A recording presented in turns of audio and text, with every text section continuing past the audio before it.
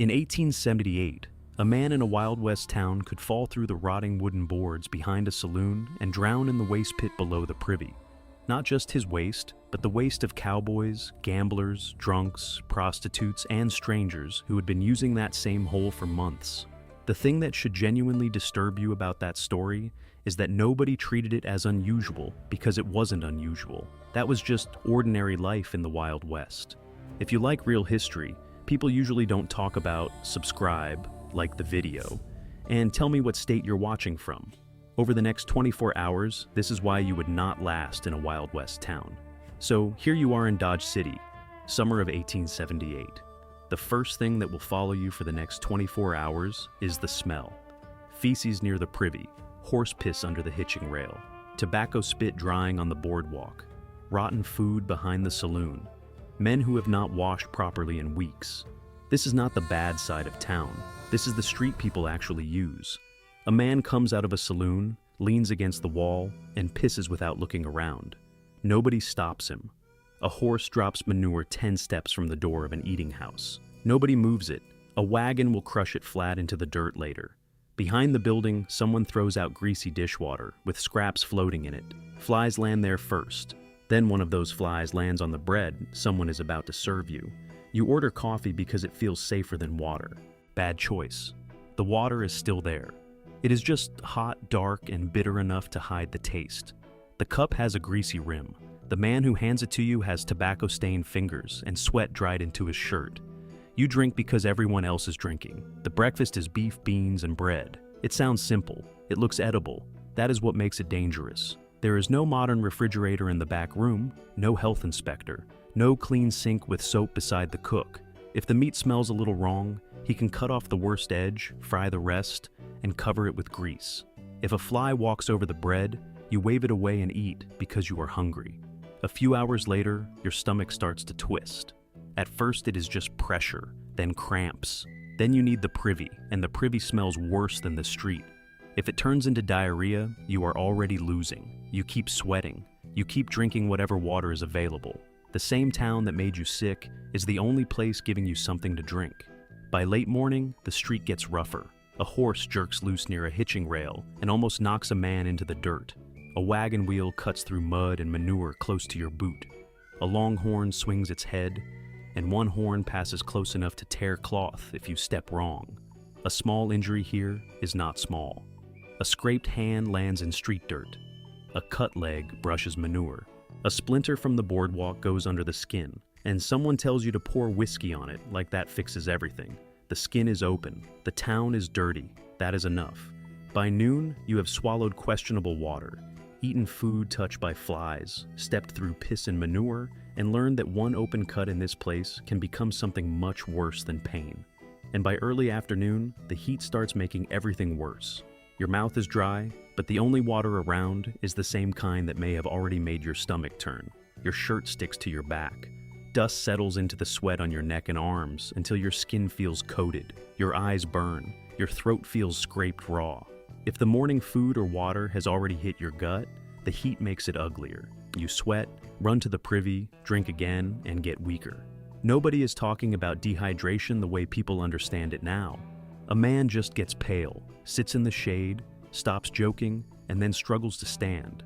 In that condition, one small wound is enough. You catch your palm on a rough boardwalk plank, or step near a stable and feel a nail punch through the sole, or cut a finger on broken glass beside a saloon wall. At first, it looks almost stupid. A thin line of blood, dirt stuck to wet skin, a sharp sting. Someone says, pour whiskey on it, so that is what happens. Whiskey splashes over the cut. Someone wipes it with a dirty cloth. Then you keep moving. No antibiotics, no sealed bandage.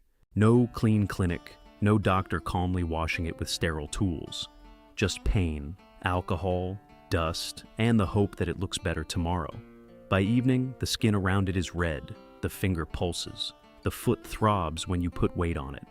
If the cut is on your hand, you keep touching doors, cups, coins, reins, and tables. If it is on your foot, every step pushes it back towards street dirt. The wound does not need to be dramatic. It only needs to stay open. Before antibiotics, a small cut could turn into a real threat.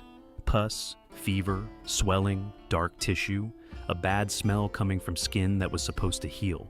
In your time, that is a trip to a pharmacy or a doctor. Here, it can become the start of a week you do not survive. Around the same time, you start noticing what the town is made of. Wooden saloon walls, wooden boardwalks, wooden stables, dry fences, oil lamps indoors, hot stoves in kitchens, hay stacked near horses, men smoking where they should not be smoking.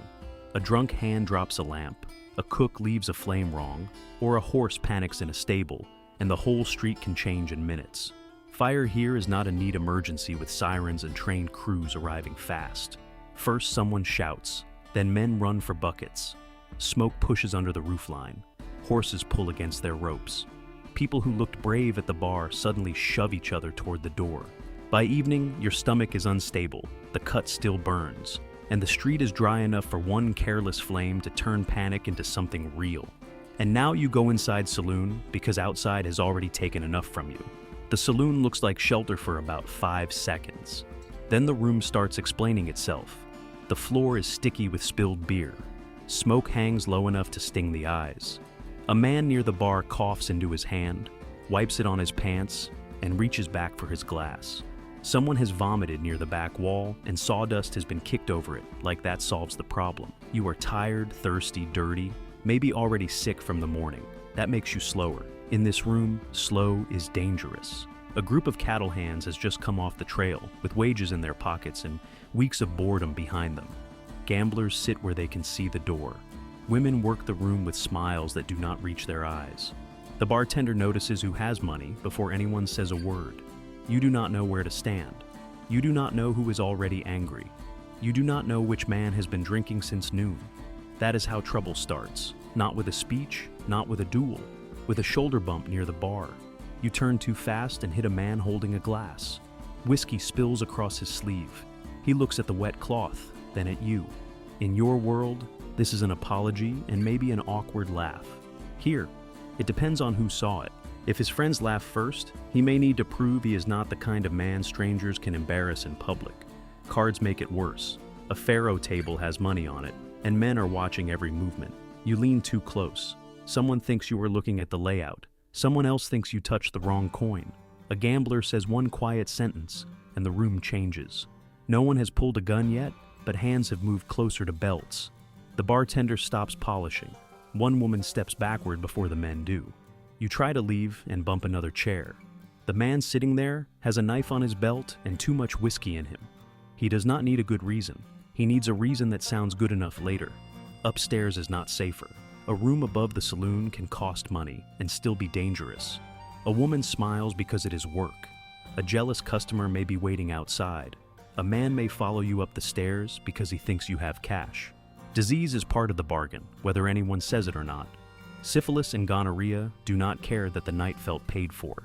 If someone robs you, you may not even know who to accuse. If you accuse the wrong person, the room can turn on you. If the bouncer decides you were the problem, you hit the stairs hard. If the lawman comes in, that does not mean rescue. It may mean a fine, a shove, or a night in a cell. And the jail is not the clean little room from the movies. It smells like piss, old sweat, and men who have already been sick in the corner. You may be locked beside a drunk who wants to fight, a thief waiting for trial, or a man who has nothing left to lose. There is no soft bed waiting, no private space, no guarantee that the cut from earlier stays clean. If you are already weak, jail makes that weakness public. Finally, after midnight, the street does not get quiet. It gets harder to read. The lamps do not light the whole road. They leave gaps. A doorway glows, then the next 10 steps are dark. A horse shifts near a rail and sounds closer than it is. Men come out of saloons in pieces, one laughing too loudly, one looking for a fight, one trying not to fall, one watching pockets instead of faces. The dangerous man is not always famous. He is not always an outlaw with a poster. He may be a trail hand with 3 weeks of pay in his pocket and whiskey in his blood. A buffalo hunter who has been sleeping rough too long. A gambler who thinks he was cheated. A rider who fires into the air because he wants everyone to know he is armed. That is the kind of night that gets people killed without a story worth printing. A shot cracks from somewhere down the street, then another. Someone laughs, someone else shouts. A man runs through the lamplight and disappears behind a wagon. You do not know who fired first. You do not know who the target is. That is the worst part. In a duel, at least the danger has a shape. In a drunken street shooting, the bullet does not care who understands the argument. People move fast now. Chairs scrape inside a saloon. A woman pulls away from a doorway. A horse jerks against its rope. Another shot hits wood with a flat, ugly sound. A lawman comes out armed, not calm, not clean, not shining like a movie hero. Just another man with a gun trying to stop other men with guns. Then the street answers, more shots, boots running, glass breaking. Someone falls near the boardwalk and crawls instead of standing. The crowd does not know whether to help him or get lower. A man hiding behind a post yells that he has been hit. Nobody asks for a speech, nobody waits for a fair draw. This is not two legends facing each other under moonlight. This is smoke, panic, bad aim, and men firing toward movement. Maybe you are lucky. The bullet does not enter your chest. It cuts across your arm, or tears into your leg, or a shard of glass opens your hand while you run.